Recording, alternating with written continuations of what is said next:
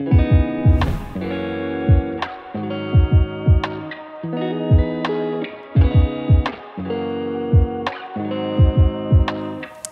tout le monde et bienvenue à La Chapelle en ligne. Je m'appelle Suzanne et je fais partie de l'équipe pastorale de La Chapelle. Je suis vraiment contente que tu sois avec nous aujourd'hui et si c'est une de tes premières fois avec nous, je tiens à te souhaiter la bienvenue. Cette semaine, on poursuit notre série sur les miracles de Jésus avec pasteur Jérémy Meyer. On l'écoute ensemble et on se revoit après.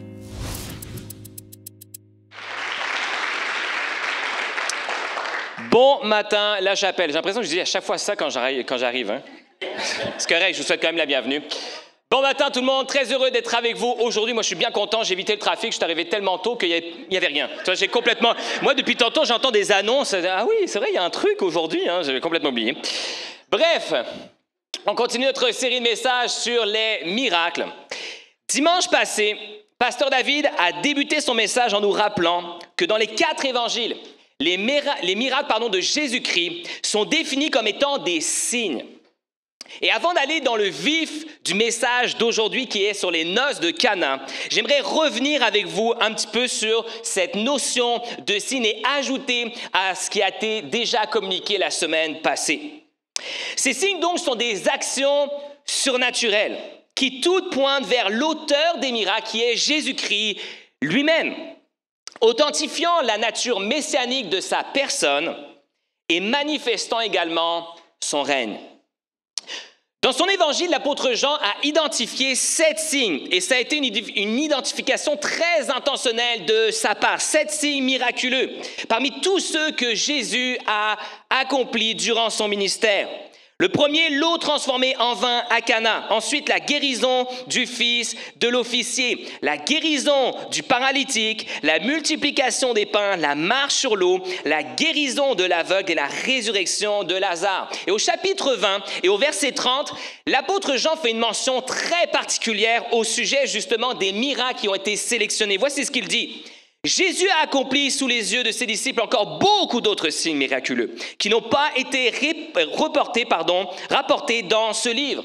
Mais ce qui s'y trouve a été écrit pour que vous croyiez que Jésus est le Messie, le Fils de Dieu, et qu'en croyant, vous possédiez la vie en son nom. Et quelqu'un devrait dire Amen à cela. En d'autres mots, les signes sont là pour nous aider à croire que Jésus n'était pas un homme comme les autres, que Jésus était le Messie, le Fils de Dieu, le Sauveur du monde, le Seigneur des Seigneurs. Mais il nous aide aussi à mieux comprendre sa mission et la nature de son règne. Pourtant, malgré tous les miracles qui ont été réalisés par Jésus durant son ministère, tous n'ont pas généré, n'ont pas produit une foi authentique. J'aimerais vous dire que c'était vrai à l'époque de Jésus, mais c'est vrai encore aujourd'hui en 2024. Et pour seul exemple, Jean chapitre 6, 26, où on voit Jésus qui fait des reproches par rapport à tous ceux qui l'ont suivi suite à la multiplication des pains et des poissons. Et Jésus leur fait des reproches. Il dit, en fait, vous me suivez parce que votre estomac y est plein. Mais pas parce que vous avez compris la signification de ce que j'ai fait. Ce qui est quand même huge, hein? Ce qui veut dire qu'il y a comme 2 niveaux de compréhension dans les miracles. Il y a ce que tu vois, mais il y a ce qui est comme caché. Il y a un message. Il y a une signification particulière. Et Jésus dit, vous me suivez, mais pas parce que vous avez compris. Vous me suivez parce que votre estomac est plein. Comme le fait si bien remarquer Ronaldo dans son livre « Dieu va-t-il me guérir ?» La foi engendrée par le pain tournera toujours le dos quand le pain sera épuisé. La foi engendrée par le pain tournera toujours le dos lorsque le pain sera épuisé. Les signes pointent vers Jésus. Les miracles pointent vers lui. Mais c'est la foi en sa parole, sans besoin de miracle, qui est l'idéal à atteindre selon Jésus. Et tu le vois particulièrement lorsqu'il va répondre à l'incrédulité de Thomas. Est-ce que tu te souviens de ce qui va se passer? Thomas est un peu incrédule, il entend parler de la résurrection du Christ. Et là, Thomas, il se dit, non, ça se peut pas, c'est pas vrai, ça se peut pas. Et Jésus va apparaître aux disciples, il va leur montrer ses mains percées, ses pieds percés. Et là, il va se tourner vers Thomas et dit, Thomas, tu m'as cru? T'as cru parce que tu as vu. Mais heureux ceux qui croient sans avoir vu. Et j'aimerais nous rappeler à tous en commençant ce message ce matin que Jésus n'a pas changé. Jésus n'est pas vraiment intéressé par une foi qui est ancrée sur le miraculeux en lui-même. Jésus est intéressé par une foi qui est ancrée sur lui-même, l'auteur des miracles. Ouais, j'ai pas eu la conviction de tout le monde ce matin. Bref, ceci étant dit, voici le miracle des noces de Cana. Et je vous invite à lire avec moi Jean chapitre 2, versets 1 à 11. 2 jours plus tard, on célébrait des noces à Cana en Galilée. La mère de Jésus y assistait. Jésus avait aussi été invité au mariage avec ses disciples. Or voilà que le vin se mit à manquer. La mère de Jésus lui fit remarquer, ils n'ont plus de vin. Écoute, lui répondit Jésus, est-ce toi ou moi que cette affaire concerne? Et j'aime beaucoup la version Louis Seguin qui dit carrément, femme! Qu'y a-t-il entre toi et moi? Mon heure n'est pas encore venue. Sa mère dit au serviteur, faites tout ce qu'il vous dira. Il y avait là 6 jarres de pierre que les Juifs utilisaient pour leurs ablutions rituelles. Chacune d'elles pouvait contenir entre 80 et 120 litres. Jésus dit au serviteur, remplissez d'eau ces jarres. Ils les remplirent jusqu'au bord. Maintenant, leur dit-il, prenez-en un peu et allez l'apporter à l'ordonnateur du repas. Et là, j'imagine la scène des serviteurs qui prennent, mais qui a encore de l'eau dans le verre. Ça prend de la foi, là, ça prend de la foi. Ce qu'ils firent, l'ordonnateur du repas goûte à l'eau qui avait été changée en vin. Ils ne savaient pas d'où venait ce vin, alors que les serviteurs, ils savaient très bien, puisqu'ils avaient puisé l'eau. Aussitôt, il fit appeler le marié et lui dit, en général, on sert d'abord le bon vin et quand les gens sont ivres, on leur sert l'ordinaire. Ben oui, parce que quand ils sont ivres, ils ne se rendent pas compte que le bon vin est passé, tu vois. C'est là le premier des signes miraculeux que fit Jésus. Cela se passa à Cana en Galilée. Il révéla ainsi sa gloire et ses disciples crurent en lui. Amen. Jésus est invité à un mariage. Mais non seulement Jésus est invité au mariage avec ses premiers disciples, mais en plus de ça, Jésus se rend au mariage. Je sais que c'est un détail que pour vous, ça vous dit, ouais, ok, super. Mais pour moi, c'est hyper important parce que je me dis, Jésus n'est pas fermé à un bon party. Jésus n'est pas fermé à un bon party, il se rend au mariage. Il se rend au mariage. Et moi, je sais pas si toi c'est arrivé aussi, mais des fois, on dépeint un Jésus qui fuit tous les plaisirs de la vie, hein. En réalité, si tu regardes les 4 évangiles, Jésus, il ne fuyait pas réellement tous les plaisirs. Par contre, il faisait les choses de la bonne façon, disons ça comme ça. Et ça, pour un party, c'est tout un party. Pour nous, aujourd'hui, c'est un mariage.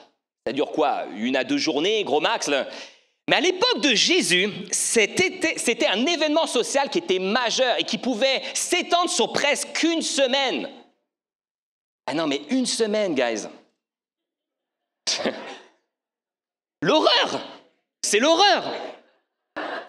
Je veux dire, c'est l'horreur premièrement pour la famille du marié qui était supposée tout gérer l'événement au complet. Je ne sais pas comment ils faisaient pour gérer leur niveau d'énergie pour essayer de toffer un mariage pendant 6 jours. Déjà que moi, après 1 journée, j'ai le goût de mourir. Surtout si c'est un mariage le samedi, ça me prend vraiment des forces pour aller à l'église le lendemain, tu vois. Mais j'imagine, je ne sais pas comment ils faisaient pour gérer leur niveau d'énergie, mais clairement, après 6 à 7 jours, ils devaient finir comme des légumes, plus de cash. C'est tout le fonds de retraite, tout est passé dans la cérémonie de pourvoir aux besoins de tous les invités durant le mariage. Et puis même, tu comprends assez bien pourquoi ça prenait carrément un ordonnateur du repas, un gouverneur du banquet, un genre de maître de cérémonie pour l'occasion. Mais non seulement c'était l'horreur pour la famille, selon moi, mais c'était aussi l'horreur pour les mariés. C'était l'horreur pour les mariés. À l'époque où j'étais en France, j'ai eu la chance d'assister à plusieurs mariages familiaux. C'est des mariages qui, généralement, s'étendaient sur 2 jours. Tu vois, en France, c'est plus ou moins 2 jours. Je vais t'expliquer pourquoi. Le samedi, tu avais donc la mairie, ensuite l'église, ensuite tu as le vin d'honneur, ensuite tu as le souper le soir, et ensuite tu as le party. Le party qui est souvent durant la nuit, parce qu'en France, tu sais quand est-ce que ça commence, mais tu sais jamais vraiment quand est-ce que ça finit. Et souvent, ça finit aux petites heures du matin, ok? Et le lendemain, on se retrouvait avec la famille pour manger les restes de la veille. Qui c'est qui a déjà vécu cette tradition? OK. Donc, on se retrouvait le lendemain pour manger les restes de la veille. Mais attention, c'était pas juste la famille qui se retrouvait. Les mariés étaient invités aussi à manger les restes de la veille. Donc, imagine le scénario. Le lendemain, dimanche matin, donc là, on se laisse quelques heures pour dormir quand même, parce que ça finit tard, 4h30 du matin. Donc, on se retrouve plus, mettons, sur le temps du midi pour manger. Là, les mariés arrivent. Moment awkward, les amis. Non, mais je veux dire, c'est terrible. Moi, je me mets à la place des mariés. Tu sais, moi, je n'ai pas vécu une chance, je vous expliquer plus tard, mais bref... Les mariés arrivent et là, tout le monde les regarde avec un petit sourire coquin, genre. Et là, tu as toujours un courageux, généralement c'est un monon qui débarque, qui dit alors... Bien dormi. Moi, je me dis, vivre ça une fois dans ton mariage, ça va, tu vois. Mais vivre à ça à tous les matins que tu as des sourires coquins qui te regardent, non, je veux pas, moi. Tu sais, c'est le genre de truc qui te donne le goût de te marier qu'une seule fois dans ta vie. Nous, d'ailleurs, avec Marie, ça a été du génie. À 23h30, on a quitté l'endroit où est-ce qu'on se mariait. 23h30, mes amis, mes parents étaient aux anges. Ils n'ont jamais vécu ça de leur vie. Généralement, c'est 4h30 que ça se finissait. 23h30, nous, on quittait pour aller à la chambre d'hôtel, pour se reposer, bien sûr. Et le lendemain, pas de rendez-vous avec la famille. Donc, pas de sourire coquin. Nous, c'est du génie, du génie. Prenez note pour ceux qui vont se marier dans quelques mois ou quelques années. Bref, à un moment donné de ces fameuses noces de Cana, il y a un problème. Mais pas le genre de problème, genre où sont les mariés? Quoique ça, c'est probablement le pire des problèmes que tu peux rencontrer lors d'un mariage. Ils sont où? Le vin se met à manquer. Il n'y a plus de vin. Et là, il y a plusieurs questions qui se chamboulent dans ma tête. Là, je me dis, est-ce qu'ils ont sérieusement sous-estimé la quantité des invités qui allaient se pointer dans les 6 à 7 jours de noces? Est-ce qu'ils ont sous-estimé le niveau d'alcoolisme des personnes qu'ils avaient invitées? Et là, je me demandais, c'est quoi? C'est arrivé à 2 jours, 3 jours, 4 jours de noces? On n'a pas cette information, malheureusement, c'est pas écrit dans la Bible. Mais dans les faits, c'est pas si important que ça. Non, ce qui est vraiment important et très sérieux dans cette histoire, c'est que ce manque de vin risquait non seulement de faire terminer le party comme ça, mais non seulement ça, il avait le potentiel de jeter l'opprobre sur le marié et sa famille. Doug Newton, dans son livre « Un nouveau regard sur les miracles de Jésus », nous rapporte ceci. Selon les historiens, le fait de manquer de vin lors d'une célébration de mariage était un motif de procès. Quand j'ai lu ça, j'ai pas pu m'empêcher de rire. Un motif de procès. Tu pouvais emmener quelqu'un à la cour parce qu'il n'y avait pas assez de vin à son mariage. Tu sais, j'imagine la scène, tu arrives au tribunal, le juge dira « Bonjour, quelles sont les charges contre l'accusé ?» Plus de vin? Plus de vin après 3 jours de mariage? Non mais t'es dingue toi ou quoi? Mais t'es complètement fou, coupable! Coupable! Et là, le juge, il déchire ses vêtements, mais je vous ferai grâce de cette scène on stage.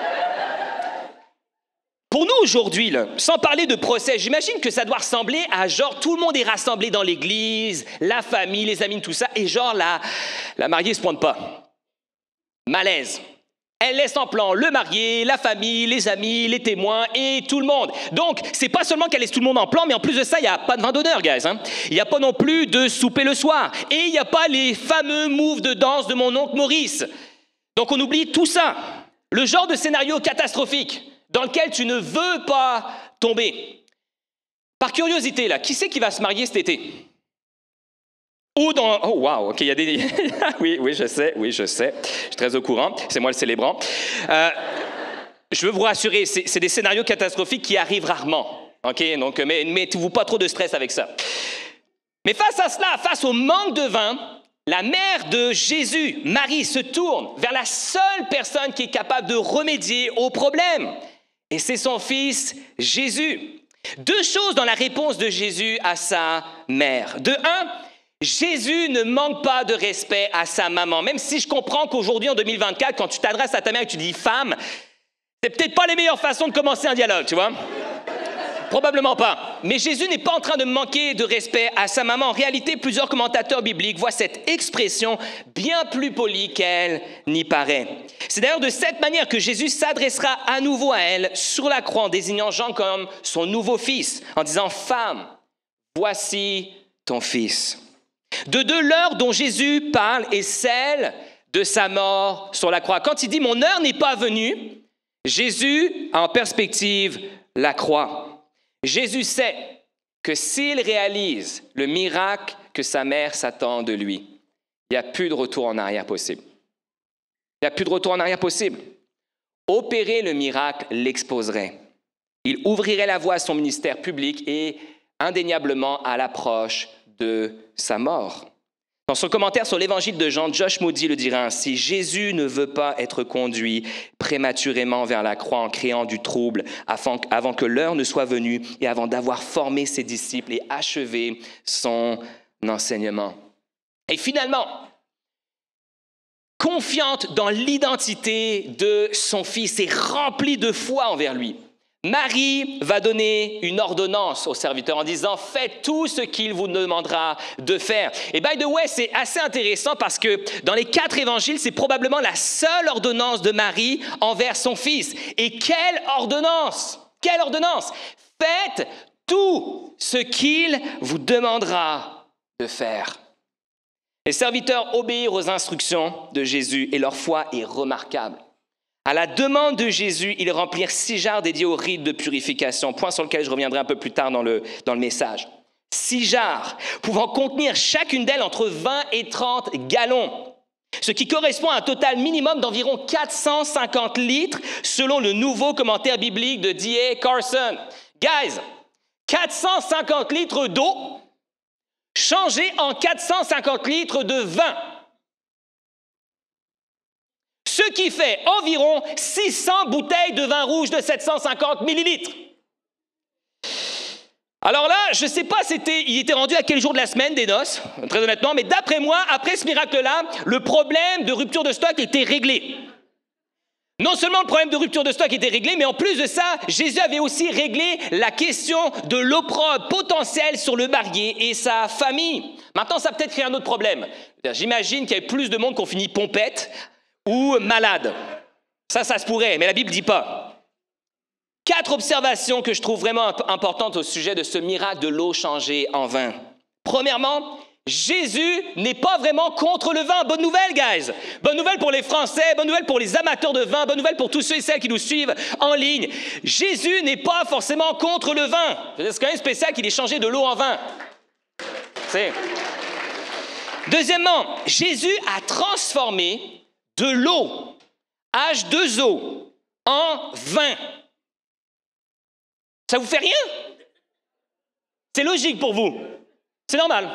C'est normal. Juste te dire que si tu prends de l'eau, que tu attends une éternité avec ton eau, ça ne va pas faire plus de vin. Hein?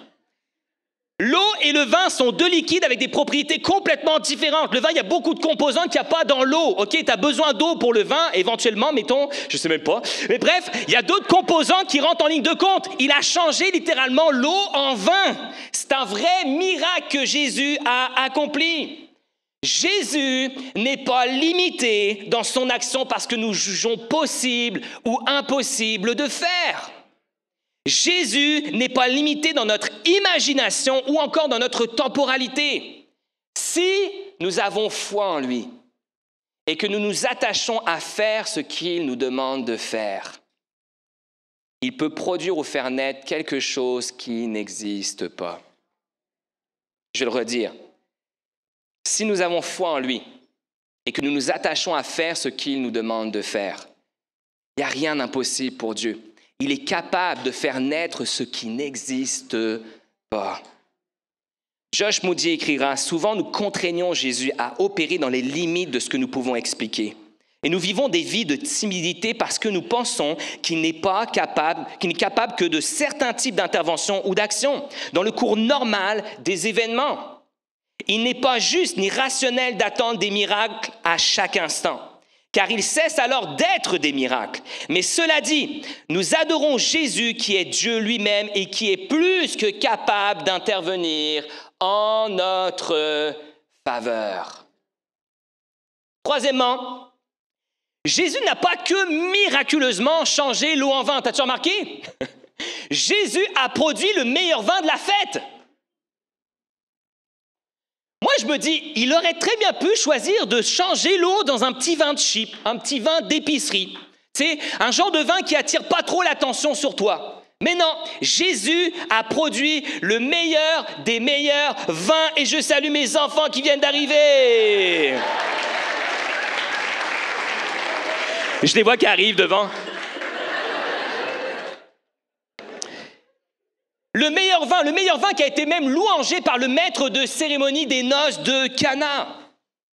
Quatrièmement, Jésus n'a pas seulement pourvu aux besoins minimums des noces, simplement pour sauver les fesses du marié et de sa famille jusqu'à la fin des noces. Non, Jésus a pourvu avec extravagance. C'est pas extraordinaire, ça? De réaliser que Dieu ne fait pas juste répondre au minimum. Jésus ne fait jamais juste le minimum. Dieu ne fait pas juste le minimum dans ta vie.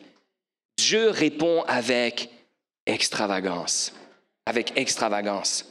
Et finalement, le mariage fut sauvé, la gloire de Dieu fut manifestée et la foi des disciples fut suscitée. Comme je l'ai déjà mentionné plus tôt, les noces de Cana font partie de 7 signes que Jean a intentionnellement choisi d'identifier et de relater dans son évangile. Pour que nous croyions que Jésus est le Messie, le Fils de Dieu, et qu'en croyant, nous possédions la vie en son nom. Mais je ne peux pas m'empêcher de me poser la question de savoir pourquoi. Pourquoi c'est tombé sur les noces de Cana? Pourquoi avoir choisi comme premier signe la transformation de l'eau en vin? Qu'est-ce qui se cache derrière les implications très pratico-pratiques de ce miracle? Parce qu'encore une fois, le choix des 7 signes par l'apôtre Jean et par Jésus lui-même, j'en suis sûr, était intentionnel. Ce n'est pas juste un hasard. Au-delà de nous révéler la toute-puissance de Dieu, parce que c'est ce que font les miracles. Les miracles nous révèlent la toute-puissance de Dieu, le fait que Dieu n'est pas limité, qu'il est illimité. Mais il nous révèle aussi l'identité du Fils et également la nature de sa mission. Et voici au moins 2 vérités que je crois que cet épisode nous révèle par rapport à une vérité sur l'identité du Fils, mais également une vérité sur mais la nature de sa mission. Premièrement, vérité sur son identité. Jésus est le véritable maître de cérémonie. C'est Jésus le véritable maître de cérémonie. Le Nouveau Testament, et plus particulièrement l'apôtre Paul, nous présente Jésus comme étant le marié dans son union avec son épouse qui est l'Église. Union qui sera rendue parfaite au jour de son retour. Mais voyez-vous, Jésus n'est pas seulement le mari, n'est pas seulement l'époux dans son union avec l'Église. En réalité, Jésus cumule pas mal tous les autres rôles rattachés à la cérémonie, sauf celui de la mariée, bien sûr. Il est l'autorité qui valide et crédibilise l'union. Il est le célébrant qui officie l'alliance. Il est l'hôte de la célébration qui pourvoit aux besoins. Il est le maître de cérémonie de la fête qui veille à entretenir et préserver la joie du party. En Ésaïe 25, versets 6 à 8, on peut lire ceci. En ce temps-là, l'Éternel des armées prépare à tous les peuples sur cette montagne un festin de mets succulents. Un festin de vin vieux, de mets succulents pleins de moelle, de vin vieux clarifié. Et sur cette montagne, il anéantit le voile qui voile tous les peuples, la couverture qui couvre toutes les nations. Il anéantit la mort pour toujours. Le Seigneur l'Éternel essuie les larmes de tous les visages. Il fait disparaître de toute la terre l'opprobre de son peuple, car l'Éternel a parlé. Je crois que le miracle des noces de Cana, que lors de ce miracle-là, Jésus a initié ce temps annoncé prophétiquement par le prophète Ésaïe. Ce festin n'est pas seulement quelque chose dans lequel Christ nous invite à entrer lors de son retour, mais c'est un événement auquel il nous appelle tous à entrer, à prendre part aujourd'hui dans le simple fait de le suivre. Jésus a déjà initié le commencement de son royaume, le commencement de son règne. Et nous, en tant qu'Église, on venait juste dans un prolongement de tout ce qu'il a déjà initié. Pour dire autrement, j'imaginais un petit peu la scène, je me disais, comment Jésus, de quelle manière Jésus essaie de traduire cela à travers ce miracle des noces de Cana? Et moi, je me suis inventé, pas un scénario, mais quelque chose que Jésus aurait pu dire. C'est comme si Jésus, lors du premier signe, déclarait à tout le monde, « Let's go party! Le festival de joie peut enfin commencer. Je suis là, moi, le véritable maître de cérémonie. Avec moi, le vin ne manquera jamais. L'opprobre ne sera plus sur vous. J'essuierai toutes les larmes de vos yeux et vous donnerai accès à ma joie parfaite et une vie en abondance. Amen.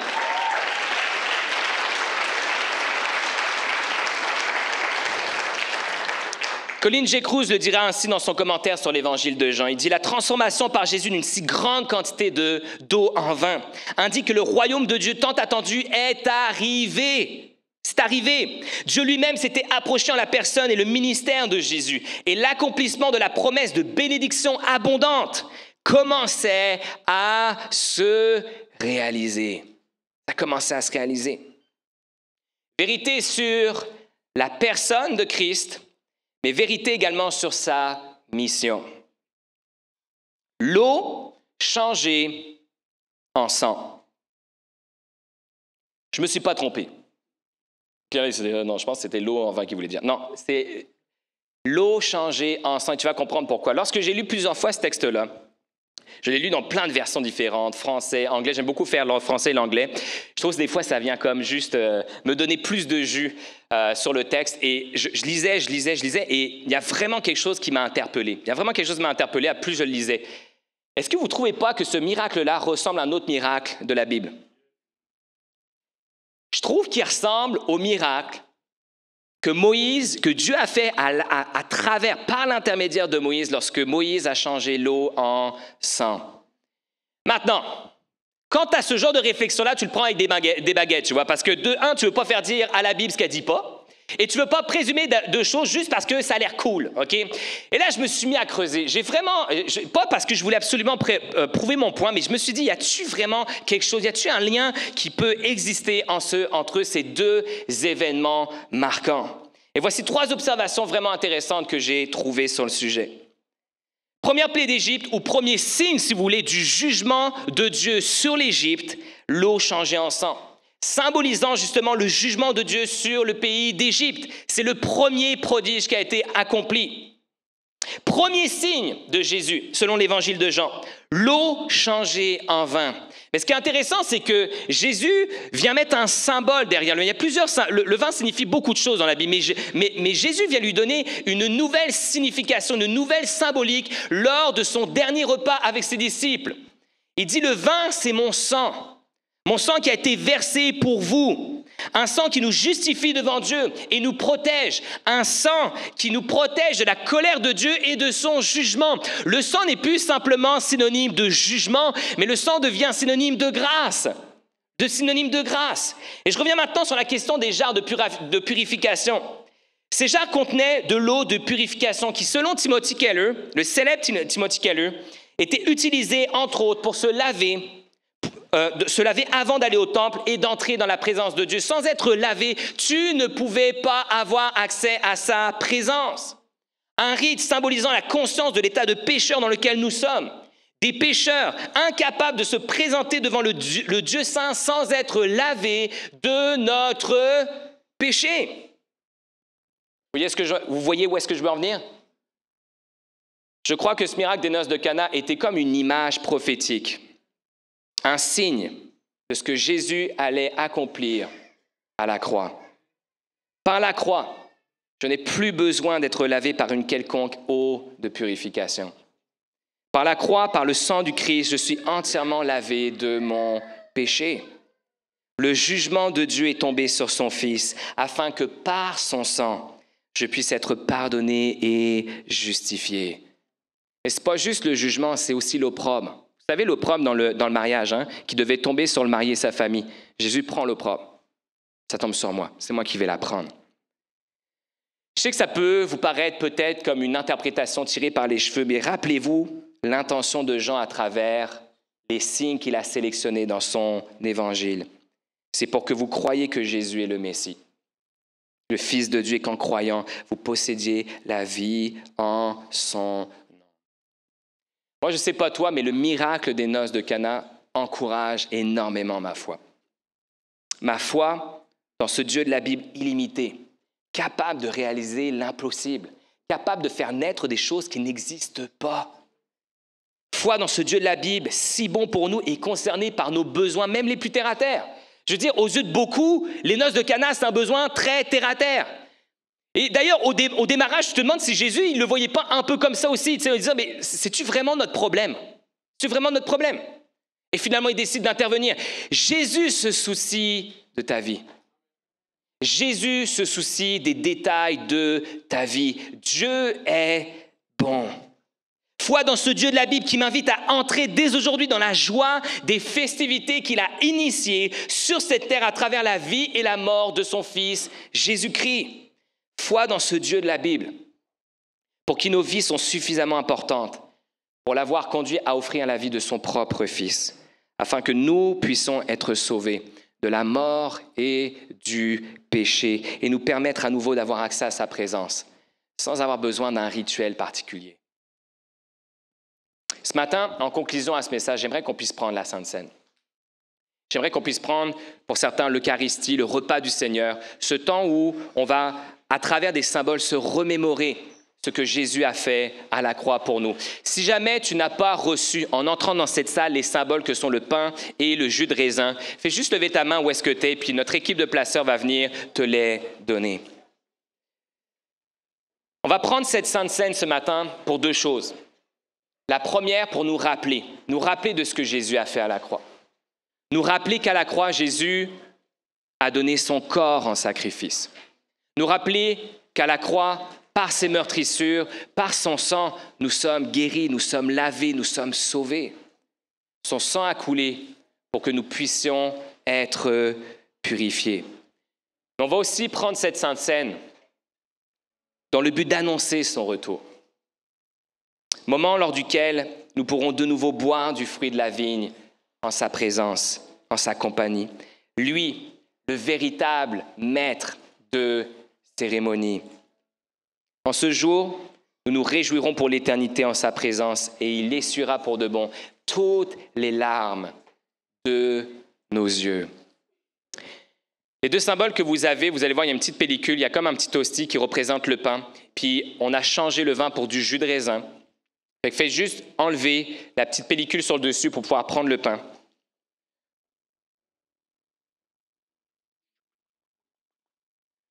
Je pensais en avoir un.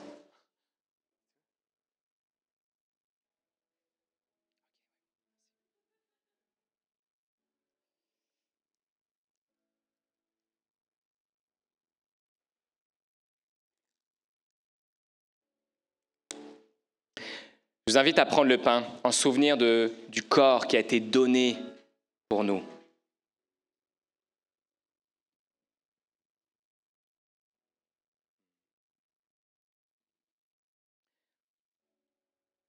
Seigneur Jésus, merci pour ton corps qui a été donné. Ton corps, Seigneur, qui a été meurtri. Ton corps qui a subi ce que nous, on aurait dû subir. Merci, Seigneur, pour ton amour qui dépasse toute limite. Ton amour, Seigneur, qui nous rend libres. Libres, Seigneur, de l'emprise du péché dans nos vies. Seigneur, on ne te dira jamais assez merci. Seigneur, des fois, il est facile de prendre ce temps et juste de le prendre comme un rituel de plus. Mais ce n'est pas juste un rituel. Seigneur, c'est vraiment un acte symbolique qui nous permet de prendre le temps de juste te dire merci, de t'accueillir à nouveau dans nos vies. Seigneur, merci pour ton corps qui a été donné. Amen. Je vous invite maintenant à prendre le jus de raisin qui symbolise le sang versé du Christ.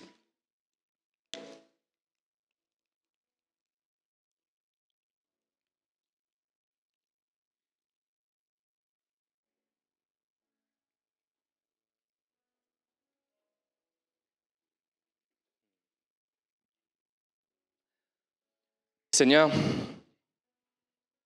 merci pour ton sang. Ton sang, Seigneur, qui nous purifie. Ton sang, Seigneur, qui nous garde, qui nous protège de la colère. Seigneur, les mots nous manquent, encore une fois, pour te dire combien nous t'aimons. Seigneur, on veut recevoir ce matin. On veut recevoir ce que tu as fait pour nous. Puis non seulement on veut le recevoir, Seigneur, mais on veut annoncer aussi ton retour. être dans la joie de ton retour, la joie de ce qu'un jour tu vas revenir ici. Et Seigneur Jésus, nous prions, je prie que tu puisses nous trouver dans la foi. Seigneur, je prie que tous les miracles, Seigneur, que nous allons pouvoir voir dans cette série, viennent susciter quelque chose en nous de plus fort que juste la foi dans les miracles. Mais que ça suscite en nous une foi plus grande, une foi, Seigneur, en toi qui est l'auteur des miracles. Seigneur Jésus, ce matin, nous venons devant toi, nous venons à tes pieds, nous te demandons, Seigneur, augmente notre foi. Augmente notre foi. Seigneur, on ne veut pas passer à côté, Jésus, de la chance, de la grâce de te connaître. Et Seigneur, je crois, Jésus, qu'alors que cette foi-là, elle est ancrée en toi, Jésus, peu importe ce qui nous arrive, peu importe ce qui nous arrive, Seigneur, tu nous donnes la grâce de pouvoir être au-dessus des eaux. Tu nous donnes la grâce de pouvoir être au-dessus des circonstances qui nous assaillent, des choses difficiles, des nouvelles difficiles, Seigneur, que nous recevons. Seigneur, nous voulons te donner toute la gloire ce matin. Une gloire qui t'est due. Et encore une fois, Seigneur, merci. C'est en ton nom que je prie et que toute la chapelle avec moi dit Amen. Amen. Prenons le temps, les amis, de juste élever le nom de Dieu ce matin.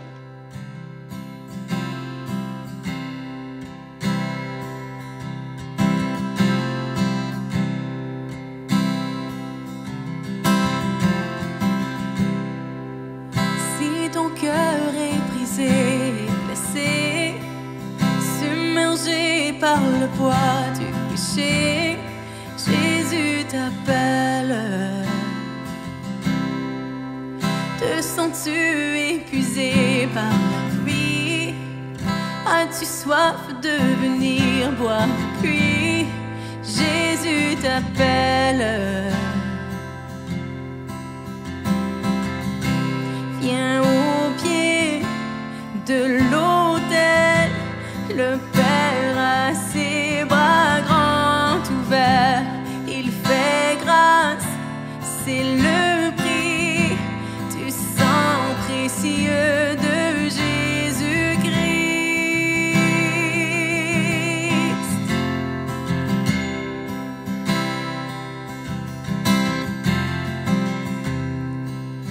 Laisse là tes regrets, tes erreurs, sans tarder, viens à lui vers cette heure. Jésus t'appelle. Pour tes peines, il te donne la joie, et des cendres, il fait naître la vie. Jésus t'appelle. Viens au pied de l'autel, le Père a ses bras grands ouverts. Il fait grâce, c'est le prix du sang précieux de Jésus-Christ. Viens au pied de l'autel, le Père a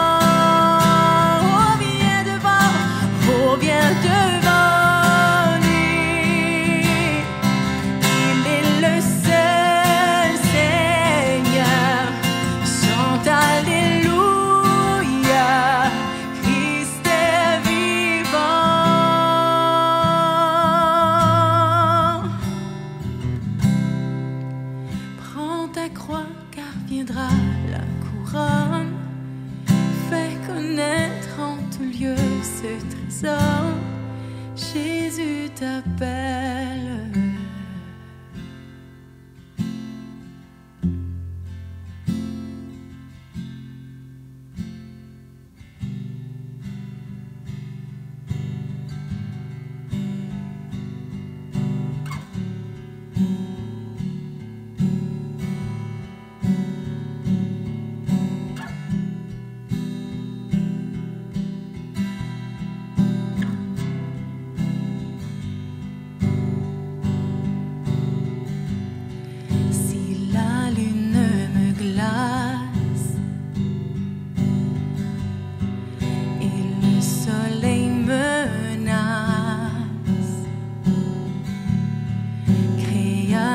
Des étoiles, mon secours est en toi. Si mes larmes ruissellent et que mon pas chancelle, Créateur de la terre, secours est en toi.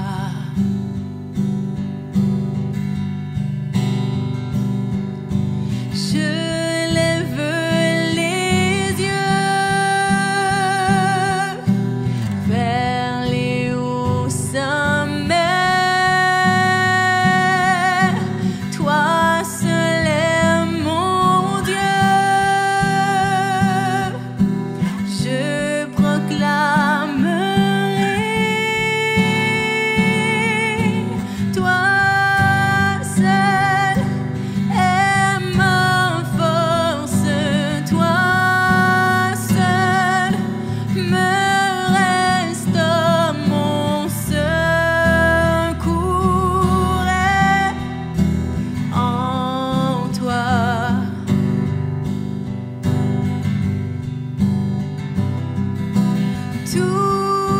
toujours, tu me portes jamais,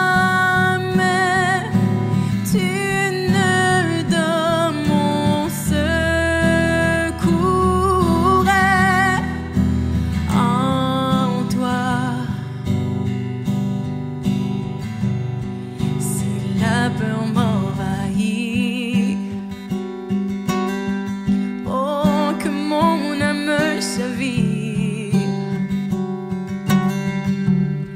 Créateur de la vie, mon secours est en toi.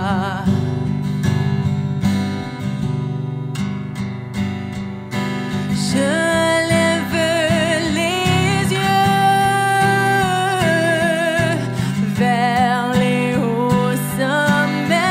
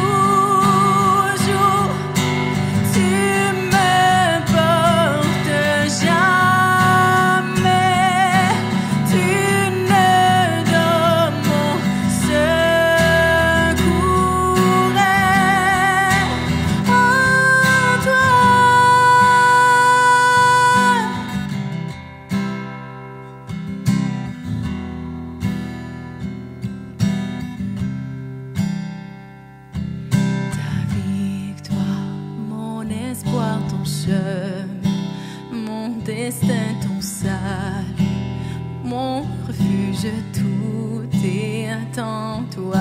Ta victoire, mon espoir, ton chemin, mon destin, ton salut, mon refuge, tout est en toi.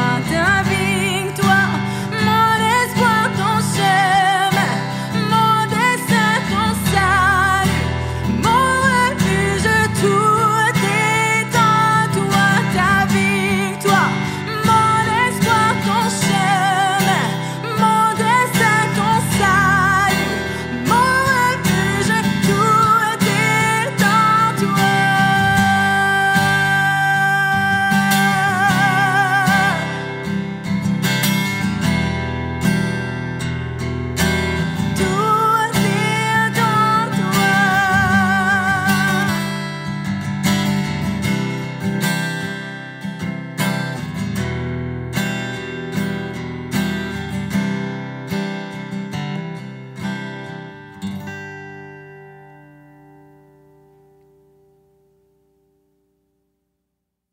Merci, Pasteur Jérémy, pour ton message. J'espère que tu apprécies cette nouvelle série Miracle que nous continuerons dans les prochaines semaines.